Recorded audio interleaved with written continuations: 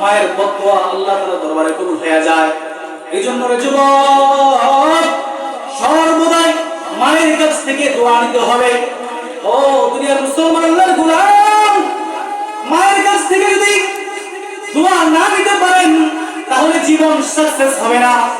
এইজন্য আমাদের উচিত হলো মায়ের কাছ থেকে সর্বদাই দোয়া নেওয়া। এজন্যই তো পয়গম্বর সাল্লাল্লাহু আলাইহি ওয়াসাল্লাম মুসলিম শরীফের মধ্যে আছে, আল্লাহর পয়গম্বর আরবি সাল্লাল্লাহু আলাইহি ওয়াসাল্লাম বলেন, আলা উখবিরুকুম বিআকবারিল কাবায়ের, ক্বালু বালা ইয়া রাসূলুল্লাহ। সাহাবায়ে কেরাম শুনো, আমি কি তোমাদেরকে এমন দুইটা কবিরা গুনাহ সম্পর্কে তোমাদেরকে অবগত করব না? সাহাবায়ে কেরাম বলতে বললেন, ও আল্লাহর পয়গম্বর, আমাদেরকে অবশ্যই আপনি বলবেন। আল্লাহর পয়গম্বর এক নম্বরে বিষয়টা বললেন, এক নম্বর হলো আল ইশরাকু বিল্লাহ, আল্লাহ তাআলার সাথে শরীক করা। দুই নম্বরে বিষয় বললেন ওয়া উকুল ওয়ালিদাইন, পিতা মাতার সাথে রহম। পয়গম্বর আরবি সাল্লাল্লাহু আলাইহি ওয়াসাল্লাম জানাই দিলেন যে পিতা মাতার সাথে অবাধ্য হলে এটা বড় একটা মারাত্মক গুনাহ, এটা শিরকি একটা গুনাহ। পিতা মাতার সাথে যদি কোনো সন্তান যদি চোখ রাঙিয়ে কথা বলে, তাহলে ওই সন্তানটা দুনিয়ার মধ্যে যদি পিতা মাতার কাছ থেকে যদি মাফ না নেয়, তাহলে ওই সন্তানটা জাহান্নামী হয়ে যায়।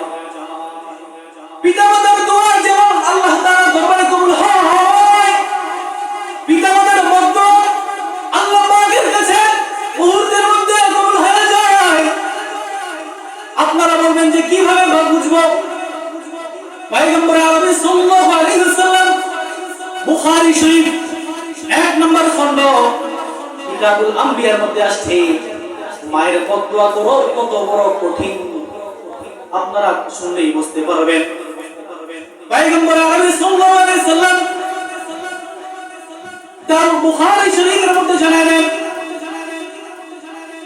বুখারী শরীফের মধ্যে জানালেন যে একজন বনি ইসরাইলের একজন যুবক ছিল, নাম ছিল তার জুরাইস। আল্লাহ পাকের একজন বিশেষ একজন আল্লাহওয়ালা বুজুর্গ মানুষ। আল্লাহওয়ালা বুজুর্গ হলে চলবে না, পিতা মাতার সাথে যদি অসৎ ব্যবহার হয়ে যায়, পিতা মাতার সাথে যদি কোনো কষ্টের আচরণ যদি হয়ে যায়, তাহলে ওই সন্তান দুনিয়ার মধ্যে যত বড় আল্লাহওয়ালাই হোক না কেন, ওই সন্তানটা আল্লাহ পাকের জান্নাতের মধ্যে যাইতে পারবে না। হযরত জুরাইস সে আশ্রমবাসী একজন যুবক ছিল। তার মা তাকে আশ্রমের পাশেই তাকে ডাক দিলেন, ও বাবা জুরাইস, তুমি কোথায়? তোমার সাথে আমার বিশেষ কিছু কথা আছে। ও বাবা তুমি কই? তুমি আমার ডাকটা শুনি তারপরে তুমি চলে যাও। ও আমার বাবা, তুমি একটু সময়ের জন্য হলো আমি মায়ের কাছে আসো। আমি মা বড় কষ্ট করে তোমার দরবারে আসলাম। জুরাইস এদিক দিয়ে নফল নামাজের মুসল্লার মধ্যে দাঁড়ানো, নফল নামাজ পড়তেছে। জুরাইস সে চিন্তা ভাবনা করতেছে, যদি নফল নামাজ ছেড়ে যদি তার মায়ের ডাকে সাড়া দেয়, তাহলে জুরাইস ভাবতেছে তাহলে আল্লাহ তাআলার সাথে আমার একটা বেয়াদবি হয়ে যাবে, ইনসাফি হয়ে যাবে, ইবাদতের প্রতি আর মনোনিবেশ থাকবে না। আমি জুরাইস চাই আমার মা যেহেতু ডাক দিছে, আমি মায়ের ডাকটা একটু পড়ে শুনবো। হযরত জুরাইস তখন মায়ের ডাক না শুনা সে তার নামাজের মধ্যে এসে ধ্যান করেছে, আর আল্লাহ পাকের কাছে সে নামাজের মধ্যে তার বিশেষ কিছু দোয়া করতেছে। তখন তার মা বিরক্ত হয়ে তাকে ডাকতে ডাকতে চলে গেলেন।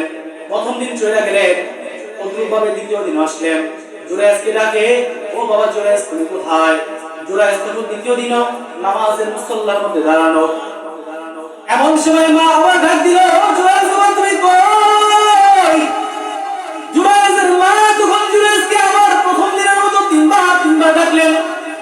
জুরাইস তখন তার মায়ের ডাকে সাড়া না দিয়া তখন সে নামাজের মধ্যে সে মনোনিবেশ করেছে। জুরাইসের মা আবার একবার দুইবার তিনবার করে ডেকে ডেকে জুরাইসকে চলে যায়। তৃতীয় দিন আবার জুরাইসের মা আসে, ও বাবা জুরাইস তুমি কই?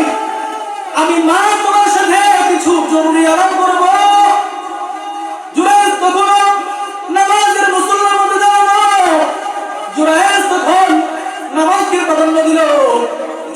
মা একটা মানুষ যখন আরেকটা মানুষকে যখন ডাকে তখন মানুষ একবার ডাকতে পারে, দুইবার ডাকতে পারে। জুরাইজের মা তিন দিন এসে তিনবার করে ডেকে চলে গেল। জুরাইজের মা দিল দিয়ে একটা কষ্ট পাইল। কষ্ট পাওয়ার পর জুরাইজের মা অন্তরের মধ্যে ব্যথা পাইয়া দুইটা হাত আসমানের দিকে উঠাইয়া আল্লাহর কাছে বদদুয়া করতেছিল, আল্লাহ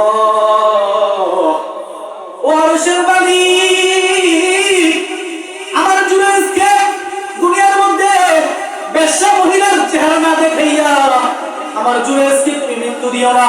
নাউজুবিল্লাহ। মায়ের মুখে এমন বড় সন্তানের জন্য বদদুয়া। হায়রে কেমন সন্তান! তুমি যত বড় বুজুর্গই হও না কেন, তুমি যত বড় আল্লাহ ওয়ালাই হও না কেন, তুমি পানির উপর দিয়ে হেঁটে যাইতে পারো, সেটা দেখে বলে তুমি বড় সৌভাগ্যবান এবং তুমি সফলতা পেয়ে গেলা। এটা কোশ্চিন কারো সম্ভব নয়। ও যুবক তুমি শোনো, এই জুরাইজের ঘটনা থেকে আমাদেরও শিক্ষার বিষয় আছে।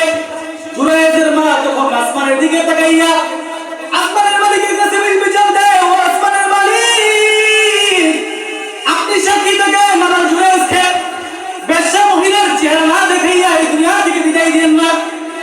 জুরাইজের মা তখন এই দোয়া যখন করে চলে গেল, ওই রাত্রিতেই একজন বেশ্যা মহিলা জুরাইজ যে আশ্রমের মধ্যে আল্লাহ তাআলার ইবাদত বন্দেগী করে, ওই আশ্রমের বড় দরজার মধ্যে তারা হাত করতেছে, তারা হাত করে করে বলতেছে, ও জুরাইজ, ও আল্লাহওয়ালা বুজুর্গ, তোমার জন্য আমি নিজেকে বিলিয়ে দিলাম। আমি যদি অন্য যুবকের কাছে নিজেকে বিলিয়ে দেই তাহলে এর বিনিময়ে আমি কিছু টাকা পয়সা পাই। ও আল্লাহওয়ালা বুজুর্গ, আমি তোমাকে নিজের জন্য বিলিয়ে দিলাম। তুমি আজকে যেভাবে চাও, যেভাবে ইচ্ছা আমাকে ভোগ করতে পারো। জুরাইজ তখন আল্লাহ তাআলার কাছে দোয়া করতে থাকলেন। জুরাইজ তখন আর দরজা খুললেন না। তখন জুরাইজ ওই দিনের কথা, তখন জুরাইজের পাশেই ছিল আবার একটা রাখালের ঘর। ওই রাখালের ঘর, রাখাল ওই কুড়ের ঘরের মধ্যে থেকে মাঠের মধ্যে বকরি চড়াইতো। ওই রাখালের সাথে এলাকার যে বেশ্যা মহিলা ছিল, ওই পরিণত নারী ওই রাখালের সাথে অপকর্ম করে পেট বাঁধিয়েছে, অন্তঃসত্ত্বা হয়ে গেছে। এলাকার মানুষ বলাবলি শুরু করলো, এই সুন্দরী মহিলা, তুই কোথায় থেকে এই পেট বাঁধাইলি? তোর তো কোনো বিবাহ হয় না, বল বল বল, তোকে এই পেট বাঁধাইলো কে? তখন ওই মহিলার জবান দিয়ে যদিও ওই রাখালের সাথে মহিলার অপকর্ম হয়েছে, কিন্তু আল্লাহ তাআলার পক্ষ থেকে অর্ডার, মায়ের বদদুয়া আল্লাহর দরবারে পৌঁছা গেছে। সন্তান যত বড় আল্লাহ ওয়ালাই হোক না কেন, এই দোয়া আল্লাহর দরবারে কখনোই কবুল হবে না। সন্তান যত বড় আল্লাহ ওয়ালাই হোক না কেন, আল্লাহর কাছে যত বড় দোয়াই করুক না কেন, আল্লাহ তুমি আমাকে অপকর্মের মধ্যে, অপকর্মের আমাকে লাঞ্ছনার মধ্যে ফেলাইও না। মায়ের দোয়া আল্লাহ তাআলার আরশ পর্যন্ত গাইবা উঠছে, ওরে সন্তান। তখন এলাকাবাসী মানুষ যখন জানলো, তখন জুরাইজকে তখন তাকে একটা বিচারের একটা মজমা কায়েম করলো। বিচারের মজমা কায়েম করে তখন এলাকাবাসী যুবকদেরকে সাহেব সর্দাররা লেগে দিল, ও যুবকেরা যাও, এই ভণ্ড জুরাইজের আশ্রমকে ভেঙে চুরমার করে দাও। এই আশ্রম রাখা দরকার নাই। এই জুরাইজ হলো ভণ্ড, এই জুরাইজকে আমরা রাখতে চাই না। এই জুরাইজের কারণে ভেঙে চুরমার করে দাও। তখন যুবকেরা গিয়ে বিছিয়ে দিছে। জোরে বলুন আল্লাহু আকবার। মায়ের দোয়া, মায়ের বদদোয়া আল্লাহ তাআলার দরবারে কবুল হয়ে যায়। এইজন্য রে যুবক, সর্বদাই মায়ের কাছ থেকে দোয়া নিতে হবে। ও দুনিয়ার মুসলমান আল্লাহর গোলাম, মায়ের কাছ থেকে যদি দোয়া না নিতে পারেন তাহলে জীবন সাকসেস হবে না। এইজন্য আমাদের উচিত হলো মায়ের কাছ থেকে সর্বদাই দোয়া নেওয়া।